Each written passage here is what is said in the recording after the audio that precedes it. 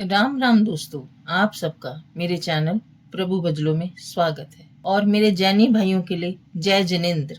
त्योहार हमारे जीवन को खुशियों से भर देते हैं और आगे बढ़ने की प्रेरणा भी देते हैं। साथ ही ये इस बात का संदेश भी देते हैं कि धर्म व ईश्वर से जुड़े रहना कितना जरूरी है। और ऐसा ही एक महत्वपूर्ण त्योहार है रोहिणी व्रत। जैन समुदाय में रोहिणी व्रत महत्वपूर्ण व्रत में से एक है। रोहिणी व्रत मुख्य रूप से विवाहित महिलाओं द्वारा अपने पति के लंबे जीवन व खुशहाल वैवाहिक जीवन के लिए रखा जाता है। इस दिन महिला सजती और संवरती है और इस दिन महिलाओं की खुशी देखते ही बनती है। रोहिणी जैन और हिंदू कैलेंडर में 27 नक्षत्रों में से एक नक्षत्र है। यूं तो एक साल में कुल 12 रोहिणी व्रत होते हैं। आमतौर पर रोहिणी व्रत 3, 5 या 7 वर्षों तक लगातार मनाया जाता है ताकि मनचाहे फल मिल सके। रोहिणी की उचित अवधि 5 साल 5 महीने है। रोहिणी व्रत का उद्यापन के साथ ही समाप्त करना चाहिए, अतः इस व्रत का फल नहीं मिलता। दोस्तों, इस बार 24 जून को रोहिणी व्रत रखा जाएगा। आइए दोस्तों, अब जानते हैं रोहिणी व्रत कब और कैसे करें। रोहिणी व्रत का दिगंबर जैन समुदाय में बहुत महत्वपूर्ण स्थान है।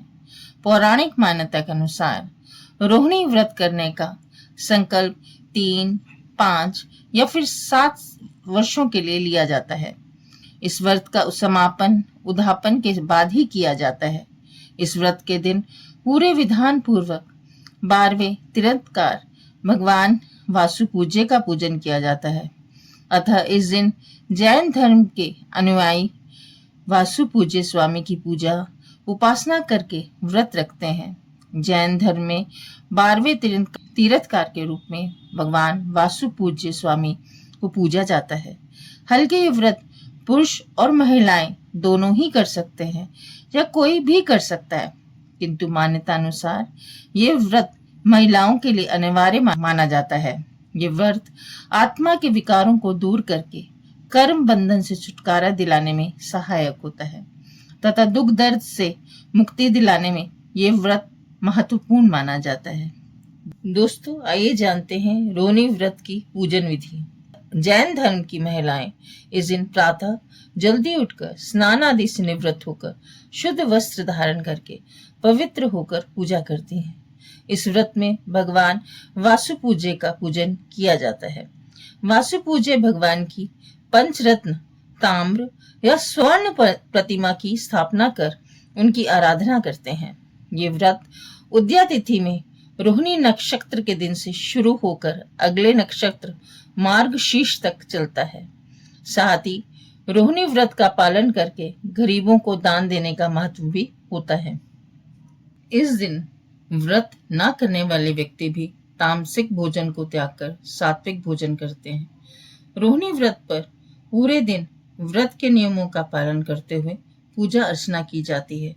सूर्यास्त से पहले फलाहार करके रोहिणी व्रत का पालन किया जाता है। दोस्तों, जानते हैं रोहिणी व्रत का महत्व।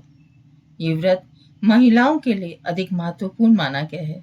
जैन परिवार की महिलाओं के लिए इस व्रत का पालन करना अति आवश्यक होता है।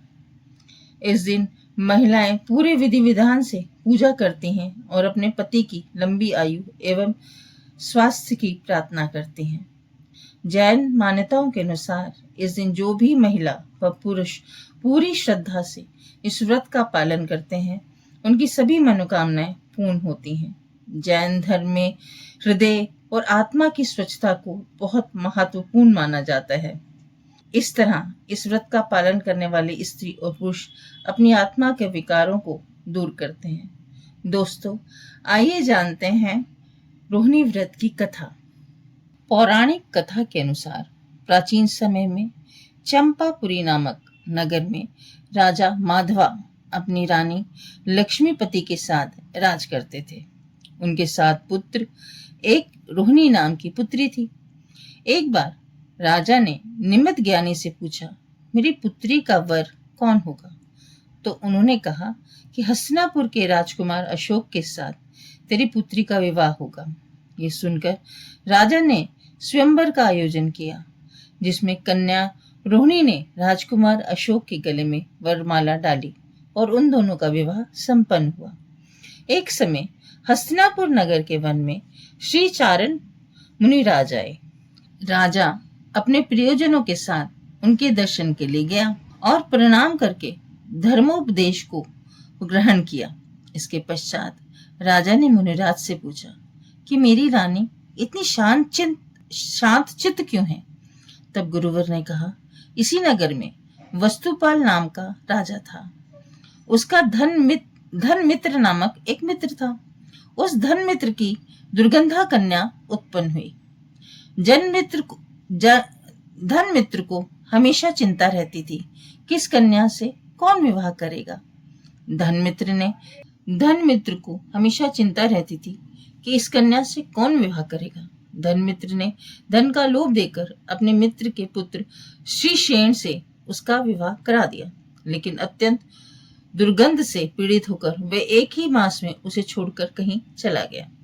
इसी समय अमृतसेन मुनिराज विहार करते हुए नगर में आए तो धनमित्र ने अपनी पुत्री दुर्गंधा के साथ वंदना करने गए और मुनिराज से पुत्री के भविष्य के बारे में पूछा। उन्होंने बताया, गिरनार पर्वत के निकट एक नगर में राजा भूपाल राज्य करते थे। उनकी सिंधुमती नाम की रानी थी। एक दिन राजा रानी सहित वन क्रीड़ा के लिए चले, सो मार्ग में मुनिराज को देखकर राजा ने रानी से घर आकर मुनि के लिए आहार व्यवस्था करने को कहा। राजा की आज्ञा के मुताबिक रानी चली तो गई, परंतु क्रोधित होकर उसने मुनिराज को कड़वी तुम्बी का आहार दिया, जिससे मुनिराज को अत्यंत वेदना हुई और तत्काल उन्होंने प्राण त्याग दिए।